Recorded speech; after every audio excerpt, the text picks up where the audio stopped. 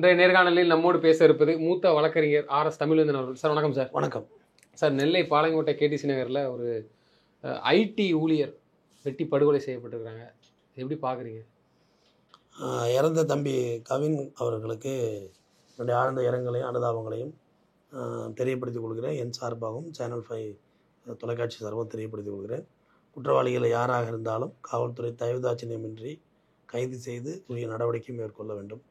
Kavinkumar ID ஊழியர், நல்ல வேலைவாய்ப்பு, நல்ல பேக்ரவுண்டான குடும்பமாக இருந்திருக்கிறாங்க.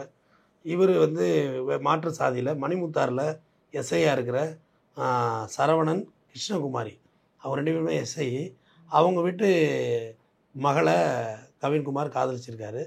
இது ஆல்ரெடி இந்த 2 பேரோட காதல் ஏற்கனவே பேச்சுவார்த்தையில் போயிட்டு தான் இருந்திருக்கு. ஏன்னா கவின்குமாரோட அப்பாவோட பேட்டியில் சொல்கிறாருல்ல, அவங்க வீட்டில் சம்மதிக்கலை, அதை பேச்சுவார்த்தை ஓடிட்டு தான் இருந்துச்சு, பிரச்சனை போயிட்டு தான் இருந்துச்சு அப்படின்னு.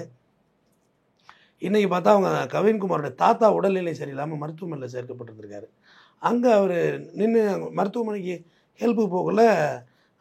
இந்த மணிமுத்தாறு காவலர்கள் சரவணன் கிருஷ்ணகுமாரியோட மகன் சுர்ஜித், அதான் அவங்க அக்காவை தான் கவின் லவ் பண்ணுறார். 24 வயசு. அவர் ஒன்ட்ட பேசணும், அங்கனே கொஞ்சம் வாக்குவாதம்லாம் நடந்திருக்கு. அதுலையாவது சுதாரிச்சிருக்கணும், கவின் சுதாரிக்கலை. சரிவா கொஞ்சம் தனியாக பேசணும் அப்படின்னா கூட போயிட்டுருக்காரு. கூட போனோன்னா அங்கே மிளகா பொடியை தூவி கண்ணில் தூவி ஓட ஓட வெட்டி கொலை செய்து விட்டார் சுர்ஜித். இந்த வழக்கில் இப்போதைக்கு அவங்க அப்பா சரவணன், அம்மா கிருஷ்ணகுமாரி, இவர் சுர்ஜித், 3 மீது வழக்கு பதிவு பண்ணியிருக்காங்க. 6 பிரிவுகள் வழக்கு பதிவு பண்ணியிருக்காங்க. கொலை, வன்கொடுமை தடுப்பு சட்டம் கீழே வழக்கு பதிவு பண்ணி D1 பாளையங்கோட்டை போலீஸ் ஸ்டேஷன் விசாரணை நடைபெற்று கொண்டிருக்கிறது. இதுதான் தற்சமயம் அந்த வழக்கு போன ஸ்டேட்டஸ். அப்போ இது ஒரு ஆணவ கொலை. Exactly, honour killing. இது என்ன சார் இவ்வளோ நம்ம அரசியல் மாற்றம் வந்திருக்கோம், அதை தாண்டி சமூக நீதி பேசுகிறவங்களே தமிழ்நாட்டில் நடக்கக்கூடிய சூழ்நிலை வச்சு பார்த்தா இது திரும்ப திரும்ப இது நடக்குதுன்னு என்னதான் சார் இதுக்கு காரணம்? இல்லை நீங்கள் சொல்லியிருக்கீங்க யாருக்குனே வான் பண்ணியிருக்கிறாங்க, ஒத்து வராதுங்கிறாங்க. திருநெல்வேலி சொல்லவே வேணாம், நான் நடந்த நிகழ்வு வச்சு சொல்கிறேன். இப்படிலாம் இருக்கும்போது திரும்பவும் அதில் போய் விழுறாங்களா? இது என்ன, இதுக்கு என்னதான் முடிவு அப்படிங்கிற ஒரு கேள்விக்குறி இருக்குல்ல. ஒன்று சொசைட்டிக்கு தகுந்த மாதிரி மாறிக்கணுமா, இல்லைனா சமூகம் ஒரு மாற்றத்தை நோக்கி போய்ட்டு அந்த மாற்றத்தை நோக்கி போகணுமா? இல்லை இது எதை நோக்கி போயிட்டுருக்கு? எனக்கு இதில் எப்படி இதை டீச் பண்ணுறதுனே தெரியல. ஏன்னா கோகுல்ராஜ் ஆணவ கொலை பார்த்தோம், சங்கருக்கு பார்த்தோம், இளவரசனை பார்த்தோம். ஆனால் அந்த 3 மர்டர்லேயுமே ஒன்று விபத்தாயிடுச்சு. அதாவது இளவரசன் ரயில் ஆக்சிடென்ட்னு முடிச்சிட்டாங்க. 3 இதுலேயுமே பெண்கள் உயிரோட தான் இருக்கிறாங்க. பெண்களுக்கு எதுவுமே ஆகலை.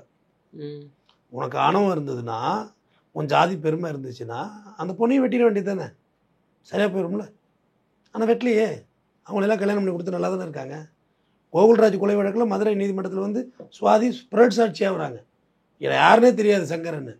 ஜட்ஜி கேட்டாரிங்களா பார்த்தா லூஸ் மாதிரி தெரியுதா உனக்கு, இந்த வீடியோவில் போயிட்டுருக்க, நீ தான் போயிட்டுருக்க கை கோத்துட்டு, எப்படி இல்லைன்னு சொல்கிறாரு. அதுதான் எனக்கு வருத்தமாக இருக்குன்னு சொல்கிறேன். இப்போ சங்கர் மாடலில் கௌசல்யாவும் வெட்டினாங்க. பட் கௌசல்யா மருத்துவமனையில் போய் பிழைச்சி அவங்க இன்றைக்கி அவங்க ஸ்டடி ஆகிட்டாங்க. பட் சங்கர் போனவன் ஆகிட்டானே, எனக்கு அதுதான் வருத்தம். முதல்ல சாதிங்கிறதே நம்மளோட அவமானம் தான். அது எந்த சாதியை வன்மை இருக்கட்டும். முதல்ல மனு தர்மப்படி பார்த்தா நம்மளே சூத்திரர்கள் தான் எல்லாருமே. யாரும் இங்கே பெரியவங்களாம் கிடையாது. நம்ம எல்லாம் உள்ளங்காலிலேருந்து பிறந்தவங்கன்னு சொல்கிறாங்க. செருப்புக்கு மத்தியில் தான் பிறந்த நம்ம. அவங்க மனு தர்மப்படி பார்த்தா நமக்கு மேலேயே ஐயர் இருக்கிறாங்க. அதுக்கு கீழே அடுத்த ஜாதி, அடுத்த ஜாதின்னு நம்மளே இந்த லேயரில் இந்த ஸ்டெப்ஸில் ஏதோ ஒரு இடத்துல இருக்கும். ஆனால் அங்கே இருந்து பெருமை பேசுகிறோம். மாடி படிக்கட்டுகள் இருக்குல்ல தம்பி, இப்படி இதில் ஏதோ ஒரு இடத்துல உங்கள் ஜாதி இருக்குது, இதில் ஏதோ ஒரு இடத்துல என் ஜாதி இருக்குது.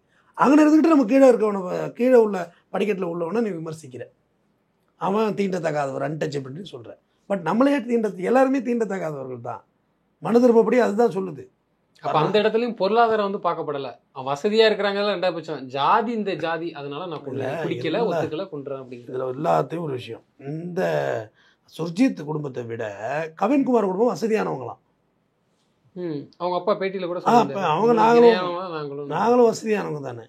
இதே இதில் சரவணன் ஒரு எஸ்ஐ, கிருஷ்ணகுமாரி எஸ்ஐ, இவங்கெல்லாம் காவலர்கள்.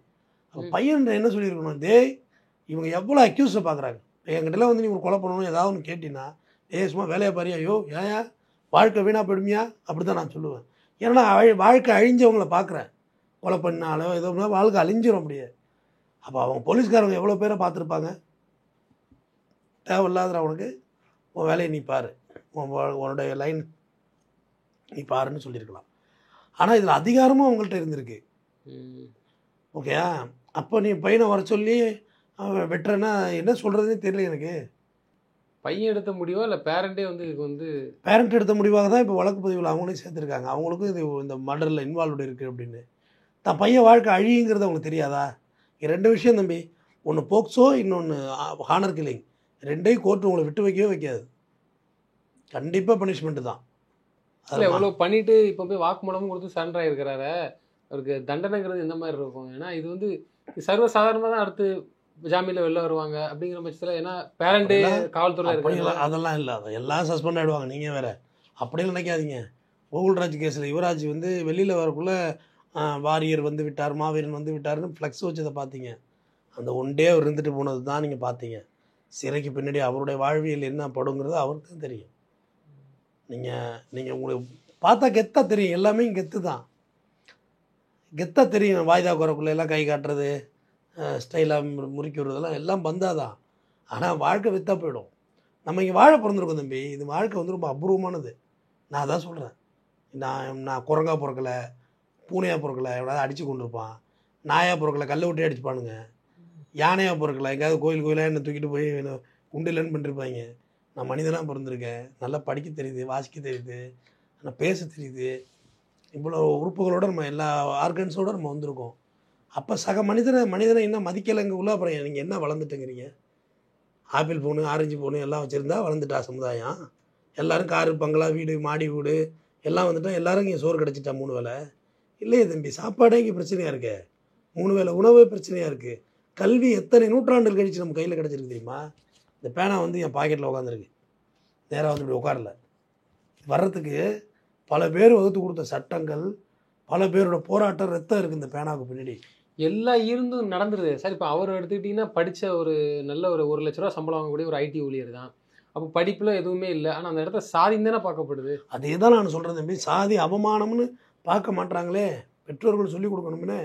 சாதி அவமானம், சாதி ஒரு தீண்டாமை, ஒரு பாவச் செயல். முதல் வரி அது தானே. தீண்டாமை ஒரு பெருங்குற்றம், அன்டச்சபிலிட்டி இங்கே வந்து பாவம்னு இங்கே சொல்லிக் கொடுக்கவே இல்லை. எல்லாம் கெத்து இல்லை சொல்கிறாங்க. ஏன்னா இப்போ ஒரு சமீபம் ஒரு 6 மாதம், ஒரு 1 இயராக கொஞ்சம் அமைதியாக இருக்கா. நெல்லையில் எந்த இஷ்யூஸும் இல்லை. லாஸ்ட் இஷ்யூஸு தென்காசியில் பசங்க ஸ்கூல் பையன் போய் ஒரு பையனை வெட்டினான். அப்புறம் அப்படி அன்னைக்குள்ளே பர்சனல் ரிவெஞ்செல்லாம் நமக்கு டோட்டல் டேலியில் சேர்க்க முடியாது. அப்புறம் அட்வொகேட் ஒருத்தரை மர்டர் பண்ணாங்க, அவர் ஏற்கனவே மர்டரில் இருந்தார். அப்புறம் கோர்ட்டில் வச்சு ஒருத்தரை மர்டர் பண்ணாங்க, வாசலில். பல்லு மாயண்டி தானே, மாயாண்டியை மர்டர் பண்ணாங்க. அது அவங்க 2 பேருக்குள்ள பர்சனல் மோட்டிவ். யார்? அவருக்கு ஏற்கனவே மாயாண்டி அவங்க சகோதரனை கொலை பண்ணுறாரு, அவர் சகோதரன் மறுபடியும் வந்து கொலை பண்ணுறாரு. உயிருக்கு உயிர் சரின்னு நான் சொல்லலை. அது அவங்க குடும்ப பகை, அது தனிப்பட்ட பகை, அது அவங்க பண்ணிக்கிறாங்க. நம்ம இப்போ இதில் எனக்கு ரொம்ப பெரிய அச்சம் என்னென்னா, இது ஒரு சாதிய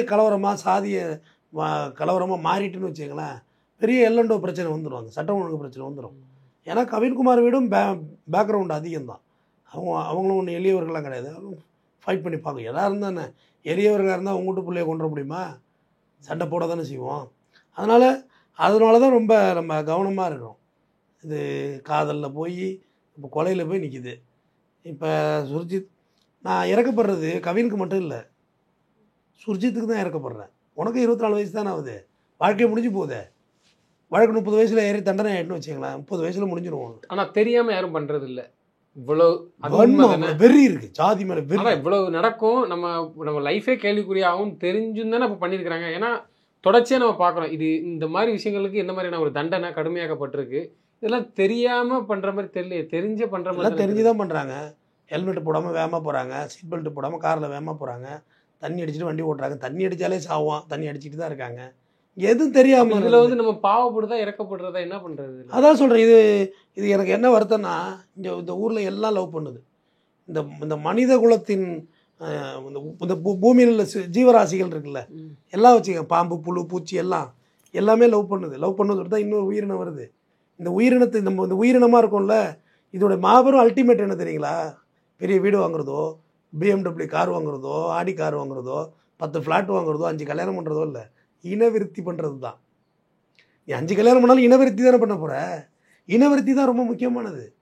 ஒரு பூவும் ஒரு வண்டு மூலியமாக லவ் பண்ண தொட்டு தான் மரம் வருது. வண்டு தானே மகரந்த சேர்க்கை காலில் ஈடுபடுது, அது வழியாக மரம் செடி கொடியெல்லாம் வருது, இல்லைன்னா அழுகி போயிடுமா உலகம்.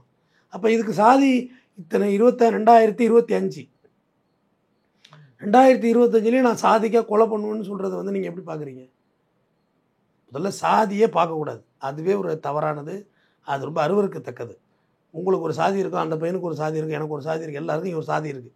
அது வந்து நமக்கு நம்ம இல்லைனாலும் நம்மளோட வந்துடுதுல்ல, அது பிறந்து வந்துடுது.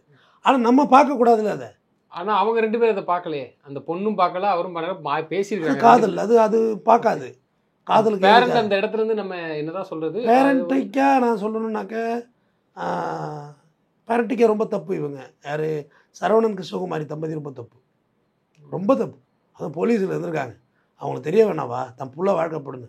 டேய் நீ வாயை மூடிட்டு உங்கள் வேலையை பாரு, நாங்கள் டீல் பண்ணிக்கிறோன்னு சொல்லி. இப்போ உங்களுக்கு நான் இந்த ஜாதியை என்கரேஜ் பண்ணலை, உங்களுக்கு கட்டி கொடுக்க விருப்பம் இல்லைன்னா சரவணன் கிருஷ்ணகுமாரி கூப்பிட்டு கவின்குமாரோட அப்பாட்ட பேசியிருக்கலாம்ல. இல்லை பல முறை பேசியதாகவும் சொல்லப்படுது, பல முறை நாங்கள் பேசியிருக்கிறோம், கேட்கவே இல்லை, திரும்ப திரும்ப பேசுகிறாங்க, வந்து பார்க்குறது அந்த மாதிரி. அதுக்காக கொலை பண்ணுறீங்களா சொல்லுங்கள்? காதல் கேட்காதுங்க, அந்த வயசு அப்படி. 25 வயசில் நான் எப்படி இருந்தேன்னு தெரியுமா? யார் பேசுறது கேட்க மாட்டேன். இன்றைக்கி நான் யார் பேசுகிறது கேட்க மாட்டேன். எனக்குன்னு சில பாலிசி இருக்கும், அதை நான் எப்படி கேட்பேன்? நான் இண்டிவிஜுவலாக இங்கே வாழ பிறந்திருக்கேன், எனக்குன்னு ஆசாபாசங்கள் இருக்கும், எனக்கு நல்லது கெட்டது எனக்குன்னு ஒரு ஃப்ரேம் பண்ணி வச்சுருப்பேன், இதான் நல்லது இதுதான் கெட்டதுன்னு. அதை வந்து நான் சொல்கிறத கேளுன்னு நீங்கள் சொல்கிறதுக்கு யார்? என்ன மன்னராட்சியா? மன்னராட்சியில் தான் இந்த கிங் ஜாங் இருக்கான் ஒரு குட்டை பையன், அவன் தான் அந்த மாதிரி அந்த நாட்டை பைத்தியக்கார நாடு மாதிரி வச்சுருக்கான். நாடே வறுமையில் இருக்குது, ஒரு எலெக்ஷனு கம்பெனியே கிடையாது, ஒரே ஆள் தான், நான் மட்டும்தான் எனக்கு தான் ஓட்டு போடணும். இது தேர்தலா? நாடு எவ்வளோ கொடுமையில் இருக்குது தெரியுமா? நம்மளாம் எவ்வளோ நல்லாயிருக்கும். அப்போ நீ லவ் பண்ணால் நான் கொலை பண்ணுவேன்னு சொல்கிறது எப்படி சரின்னு கேட்குறேன். இதை ஓப்பன்டாக்கா யுவராஜ் சொல்லி தாங்க தண்டனை அடைச்சது வழக்கு. டிவியில் சொல்லிட்டாருங்க யுவராஜ். அந்த புதிய தலைமுறை இவர் இருக்கார்ல கார்த்திகை செல்வன் தம்பி ஆங்கராக இருக்கு, அவர் ஒரு சாட்சி அந்த வழக்கில். அவர் தான் அந்த டிபேட்டில் வந்து சொன்னார், எங்கள் ஜாதிக்கு ஒன்றா நான் கொலை பண்ணுவேங்க அப்படின்னு ஸ்டேட்மெண்ட் கொடுத்தாரு. யார்? யுவராஜ் கொடுத்தாரு. அதான் தண்டனை ஆச்சு வழக்கு. கோகுல்ராஜோட பிஎம் ரிப்போர்ட்டு இந்த ஒரு பையில் இருந்துச்சு, அந்த பிஎம் ரிப்போர்ட்டை பார்த்தீங்கன்னா உங்களுக்கு தெரியும். மூளைங்கிற உறுப்பே கிடைக்கப்பெறவில்லை, நாக்கு 2ஆக வெட்டப்பட்டிருந்தது. இப்படி நினச்சி பாருங்க. கொள்றதுக்கு முன்னாடி அவர்கிட்ட ஒரு வீடியோ ரெக்கார்டர், நானாக தான் சாவரேன்னு. எவ்வளோ நாக்கு அப்படி 2ஆக வெட்டிட்டு சாவானா? தலையை அறுத்து கழுத்தை அறுத்து விட்டு அந்த டயப்ராம் சுத்தமாக வெட்டப்பட்டிருந்தது. எனக்கு அதான் சரி, ஆணவமாக கொலை பண்ணீங்க, அவன் லவ் பண்ணிட்டான், அப்போ உங்கள்கிட்ட பொண்ணை வெட்டிருக்கணும்ல. கொலை பண்ணிட்டப்பா, ரைட்டு, சந்தோஷம், மகிழ்ச்சியாக இருந்திருப்ப, நீ கொலை பண்ணிட்டோம், உயிரை எடுத்துட்டோன்னு. உங்கள் பொண்ணையும் வெட்டிட வேண்டியதானே, ஏன் அந்த பொண்ணை உயிரோட வைக்கிறீங்க? இப்போ நமக்கு ஒரு நியாயம், அடுத்தவனுக்கு ஒரு நியாயம். சுர்ஜித்து போய் கவினை வெட்டினேன், உங்கள் அக்காவை. இப்போ இது ஒரு ஒன் சைடு லவ்வாக இருந்து கவின் மட்டும் ஃபோர்ஸ் பண்ணிகிட்டு இருந்தா கூட லிட்ரலி தப்பு, மாரலி நீ ரைட் சொல்லலாம்.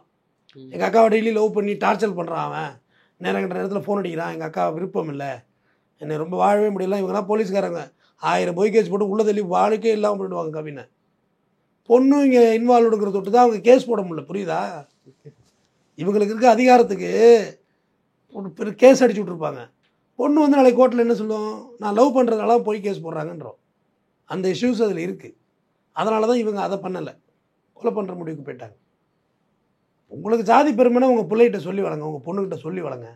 நம்மளாம் கெத்து, இது கரெக்ட், நம்மளாம் கெத்து, நம்மளாம் வேற இருந்தாலும் நான் இப்படி தான் பண்ணுவேன்ட்டு ஆரம்பத்திலே சொல்லி வளர்த்துங்க. உங்களை யார் வேண்டான்னா, நமக்கு தான் கெத்து, படிக்க எடுப்பாத, அறிவு கூடர்களாக வச்சுக்க, ஒன்றாவது கூட அனுப்பாத, வீட்டுக்குள்ளேயே பூட்டி வச்சுக்க, வெளில போனால் லவ் பண்ணிடுறாங்கல்ல, வீட்டுக்குள்ளே பூட்டி வச்சுக்க. நம்மளாம் பெரிய வேறு லெவலு. ஏங்க ஏன் தம்பி நீங்கள் பேசுகிறீங்க? நீ யாரானாலும் ஒரு டாக் ஷோ நடந்தது தம்பி, அதில் வந்து ஒரு அம்மா சொன்னிச்சு, அந்த பொண்ணை நான் இப்போயே நான் மருமகளை ஏற்றிக்கிறேன் அப்படின்னு. அந்த பொண்ணு வந்து ஒரு அடுத்த செகண்டில் மாறிட்ட கேஸ்ட்டை கேட்டேன். அந்த பொண்ணு வந்து எஸ்சின்னொன்னே, ஷெடியூல் காஸ்ட்னொன்னே, கொஞ்சம் வீட்டில் கேட்கணும் சார்னுச்சு. என்னம்மா அந்த வேகம் இல்லையே அப்படின்னு இந்த பக்கம் பொண்ணுங்க பக்கம் கேமரா திருப்புறாங்க. நீங்கள் ஷெடியூல் காஸ்ட் பெஸ்ட் பையனா எத்தனை பேர் கல்யாணம் பண்ணிக்கணும்? ஒரு பொண்ணு கை தூக்கலை. அந்த கோபி எனக்கு ரொம்ப பிடிக்கும், அவரோட ஆங்கரிங் பண்ணுற ஸ்டைலு. சில முரண்பாடுகள் இருக்குது, அந்த பக்கமாவது ஒரு முத்தாய்ப்பு இருந்ததும்மா. அந்த அம்மா வந்து அந்த அம்மாவோட மூஞ்சே மாறி போச்சு. யாரோட மூஞ்சி அந்த அந்த அவங்களுக்கு வயசு 50 வயசு இருக்கும். அவன் மூஞ்சி மாறி போச்சு. தர்ம சங்கடத்துக்கு ஆளாக்கிட்டேன் நான் அந்த இடத்துல அழகான மருமகங்கிற அழகை தான் பார்த்துருக்காங்க. உள்ள ஆழமா போய் அந்த சாதி தெரிஞ்சோடனே விட்டுருக்காங்க. அவங்கள்ட்ட வீட்டில் போய் டிஸ்கஸ் பண்ணணுங்கிறது அந்த மைண்ட் வந்துட்டாங்க. ஒரு முத்தாய்ப்பு வந்துருச்சு. இந்த பக்கம் ஒரு ஷெட்யூல் காஸ்ட் பையனை கல்யாணம் பண்ணிக்கலான்னு ஒரு பொண்ணு கூட கை தூக்கலை தம்பி. ஒன்று தூக்கலை. சொன்னாப்புல ரொம்ப கொடுமையாக இருக்குது நீங்கள் சொல்கிறது. அந்த பக்கமாக கை தூக்குனாங்க, இந்த பக்கம் நீங்கள் தூக்கவே இல்லைன்னு. கோகுல்ராஜ் கொலை வழக்கில் ஒருத்தவங்க பேசியிருந்தாங்க, ஒரு அக்கா, எனக்கு பேர்லாம் தெரியல, லைவில் பிஹைண்ட் வுட்டில். அதான் கெத்து, அதான் கவுண்டை கெத்து. பாதிரி இன்ச்சு போனாங்களே, அவடே போய் எடுத்தார். அதாங்க உங்கள் இதில் ஹெட்ஃபோனில் பேசுனாங்க, அதான் கெத்து கவுண்டை கெத்து அப்படின்னு சொன்னாங்க. அம்மா ஒரு ஆம்பளை பேசியிருந்தா கூட எனக்கு இந்த வேதனை வந்திருக்காது, நீங்கள் பேசுனது எனக்கு ரொம்ப வேதனையாக இருந்துச்சு அப்படின்னு சொன்னார். அதாவது சாதி தீண்டாமை இதுலேருந்துலாம் விடுபட்டு நம்ம எத்தனையோ தலைமுறைகள் மாறி இப்போ வந்துட்டோம். நாசாவுக்கு போயிட்டாங்க தம்பி. சுனிதா போயிட்டு அங்கே இறங்கி அங்கே 9 மாதம் தலைங்கீழாக இருந்து கீழே வர்றாங்க. இதில் எங்கன்னா தம்பி சாதி வந்திருக்க முடியும்? நான் எல்லோரும் கேட்குற கேள்வி கேட்குறேன்.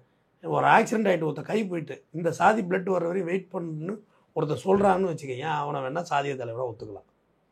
எனக்கு இந்த ரத்தம் தான் வேணும், எனக்கு இந்த கிட்னி தான் வேணும், இந்த லிவர் தான் வேணும்னு ஒருத்தன் உட்காந்துருந்தானா அவனை போகிற சொல்லலாம். உயிர் பிழைக்க என்ன ஒன்றுமோ செய்கிறோம். இதில் எங்கே இருந்தது சாதி? இப்போ படிக்காத இடங்களில் தான் சாதி ஆணவ கூட நடக்குது அப்படின்னா படித்த இடங்களில் நடக்க ஆரம்பிச்சிட்டேன். இப்போ நான் சொன்னதில் யாருமே படிக்காதவங்க கிடையாது. இல்லை, இதுக்கு முக்கியமாக காரணம் என்ன பார்க்கப்படும்? நீங்கள் கூட சொன்னீங்க, இந்த நீயா நானால கூட ஒரு பொண்ணு பார்த்ததும் பிடிச்சிட்டு கேட்குறாங்க. பட் அதை தாண்டி சாதி பேரை சொன்னது இந்த அம்மாவுக்கு மனசே உடஞ்சிட்டு. இதுக்கு மெயின் ரீசன் வந்து சொசைட்டி எடுத்துக்கலாமா? இந்த சமூகம் வந்து இவங்களை இப்படி தான், இந்த நான் கட்டிக்கிட்ட நாளைக்கு இவங்க இப்படி பேசுவாங்க, எனக்கு அவ்வளோ பேர் முன்னிட்டு என் சமுதாய மக்கள்கிட்ட நான் வந்து தலை குனிஞ்சு நிற்கணும், இது பார்க்கலாமா? அப்போ ஒரு சொசைட்டி மேலே ஒரு குறை இருக்குல்ல. அதாவது இங்கே எப்படி இருக்குன்னா, நீ ஒரு பியூர் வெஜிடேரியன், உனக்கு ஒரு பீஃப் பிரியாணி சாப்பிட்ணுன்னு ஆசை இருந்தால் கூட நம்மளாம் வெஜிடேரியன் ஆச்சே, சாப்பிட்டா நம்மளை தப்பாக நினைப்பாங்க இந்த சொசைட்டின்னு சாப்பிடாம வீட்டுக்கு போகிற. அதான் மீனிங். இந்த கேட்ட கேள்வி அர்த்தம். எனக்கு அந்த பையனுக்கு கட்டி கொடுக்க விருப்பம். என் பொண்ணை நல்ல பையன், வசதியாக இருக்கான், படிச்சிருக்கான், அன்பாக வச்சுப்பான், கட்டி கொடுக்க விருப்பம். ஆனால் மற்றவங்க சொந்தக்காரவங்க உறவுக்காரவங்க இந்த சமுதாயம் எல்லாம் என்னை கேவலமாக நினைக்குமோன்னு நினச்சிட்டு இருக்காங்க. என் சொந்தங்களும் என்கிட்ட பேசாமல் போயிடும். அது ரொம்ப தப்பு, அது ரொம்ப தப்பு.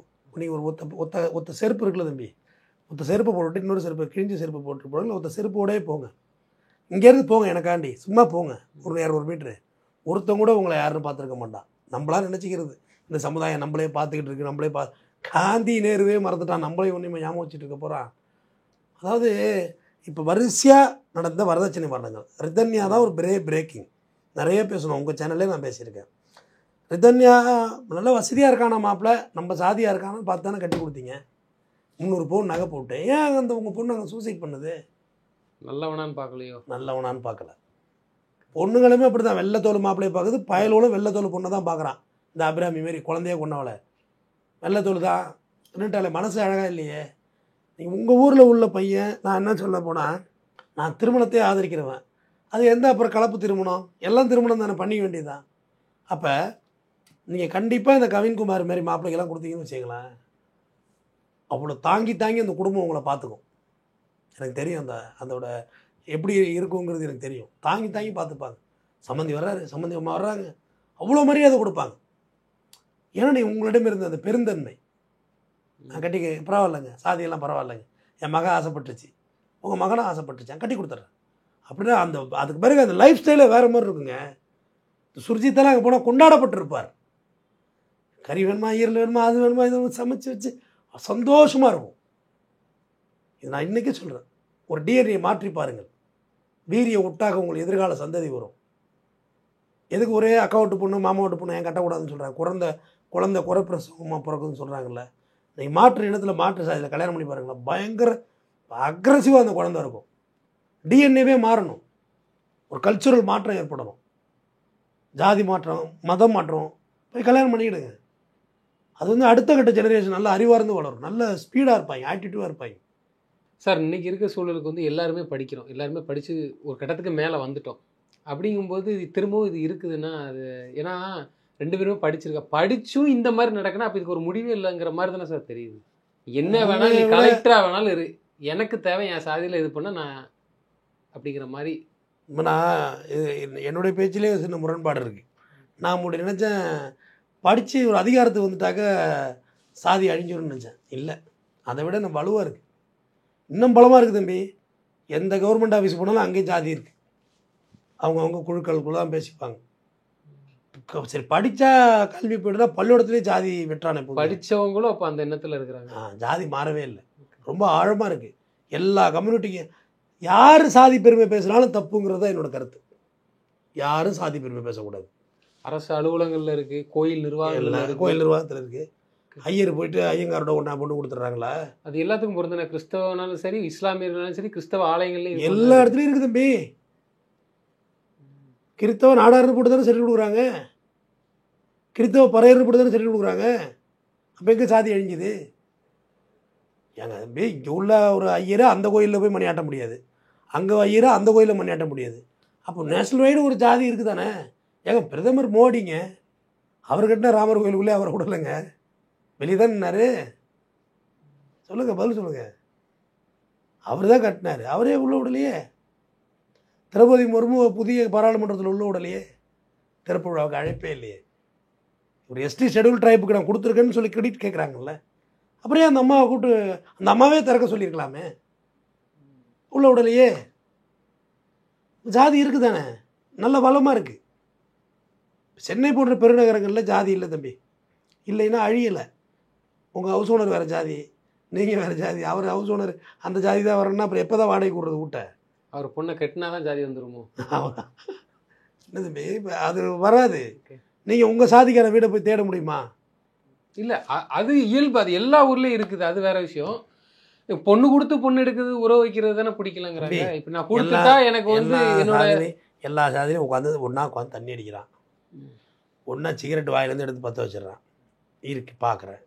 ஒரே காரில் போகிறான், அவன் ஓட்ட இவன் உட்காரான், இவன் ஓட்ட அவன் உட்காரான். அவன் வீட்டில் கறி இருந்தால் இவன் போய் சாப்பிட்றான், இவன் வீட்டில் கறி இருந்தால் என்ன சொல்கிறாங்கன்னா அதோட நிப்பாட்டிக்கோங்கிறாங்க. அதான் பொண்ணு கேட்கக்குள்ள இவனுக்கு எங்கே இருந்து அந்த இது வந்துடுது, சாதி உணர்வு. எல்லாத்துலேயும் நான் சொன்னது எல்லாம் நடக்குது தானே. நம்ம வீட்டில் விசேஷம் அவங்க வருது, அவங்க வீட்டில் விசேஷம் நம்ம வர்றது, எல்லாமே நடக்குது. எங்கன போய் இடிக்குது? இது திருமணத்தில் இடிக்குது, உன்னோட வழிபாட்டு முறையில் இடிக்குது. சாமி கும்பிட்றீங்கள, அந்த இடத்துல சாதி இருக்குது. இல்லை, அது கூட ஓகேன்னு கடந்துருந்தாங்க. ஏன்னா அதுலேயும் சாதி பார்த்துட்டாங்க. அவங்க கிறிஸ்டினாக இருந்தாலும் இவன் இந்துவாக இருந்தாலும் ஒரே கம்யூனிட்டியாக இருக்கா, ஓகேன்னு ஆயிடுது. சாதி தானே பேசிக்காக பார்க்கப்படுது, அது ஒன்று தானே பெரிய. அதான் சொல்கிறேன், எங்கே உனக்கு ஆரம்பம்னா வழிபாட்டு முறையில் ஆரம்பிக்குது. கோயிலுக்குள்ளே போகிறதுலாம் பிரச்சனை ஸ்டார்ட் ஆகுது. கோயிலுக்குள்ளே எல்லோரும் போக முடியல, அங்கே பிரச்சனை ஸ்டார்ட் ஆகுது. அப்புறம் அப்படியே பின்னோக்கி வந்தால் திருமணத்தில் ஏங்க உங்கள்கிட்ட திருமணத்துக்கு சாப்பாடு பரிமாறுறாங்கல்ல, அவங்க எல்லாம் என்ன ஜாதின்னு கேட்டு பரிமாறுறாங்க. இன்னைக்கும் கிராமத்தில் வராங்க, நண்பர்னு சொல்லிட்டு பிற சமுதாயத்திலும் வராங்க, நட்பாக எல்லாம் பந்தியே பரிமாறுறாங்க கல்யாணத்தில் வந்து. அதெல்லாம் எல்லாருக்கும் வரவேற்பாரில் இருக்காங்க, மேடையில் நிற்க வச்சு போட்டோ எடுக்கிறாங்க, மாப்பிள்ளை தோடனா அழிச்சிட்டு போயிருக்காங்க, நான் பார்த்துருக்கேன். ஆனால் பொண்ணு கேட்டால் கோவம் வந்துடுது. அதான் பொண்ணு என்பவள் உன்னுடைய சொத்தாக பார்க்கப்படுகிறது. ஒரு கிரெடிட்டாக பார்க்குறான், நமக்கு மானகேடாக பார்க்குறான். அந்த நிலை மாறணும். இந்த சமூகம் அவ்வளோ மாறணும். இது ஒரு வேறு சட்ட ரீதியாகவே இதை எதிர்கொள்ளணும். ரெட்டாலியேஷன்லாம் இருக்கக்கூடாதுன்னு சொல்கிறத விட அது தேவையில்லை. பலிக்கு பலி போயிட்டே தானே இருக்கும். சாதிய கலவரமாக உருவெடுத்துடக்கூடாது. அது ரொம்ப பார்த்து நான் பேசுகிறேன். ஏன்னா ஒரு சின்ன விஷயம்னாலும் ஒரு கொலாப்ஸ் ஆகிடுது. சாதிய கலவரம் ஆகிடக்கூடாது. சட்டம் கண்டிப்பாக மேலானது. நீதிமன்றத்தை நம்புங்க, நீதிமன்றம் உங்களுக்கான தீர்ப்பு கொடுக்கும். 1000 அழுதாலும் ஆண்டவர் திரும்புவதில்லை. அந்த தம்பி கவினோட பெற்றோர்கள் தங்கள் மனதை திடப்படுத்தி கொண்டு வாழணும்னு கேட்டுக்கிறேன். நன்றி. நிச்சயமாக சார், தொடர்ந்து எங்களுக்கு கருத்துக்களை வேண்டுமே. நன்றி.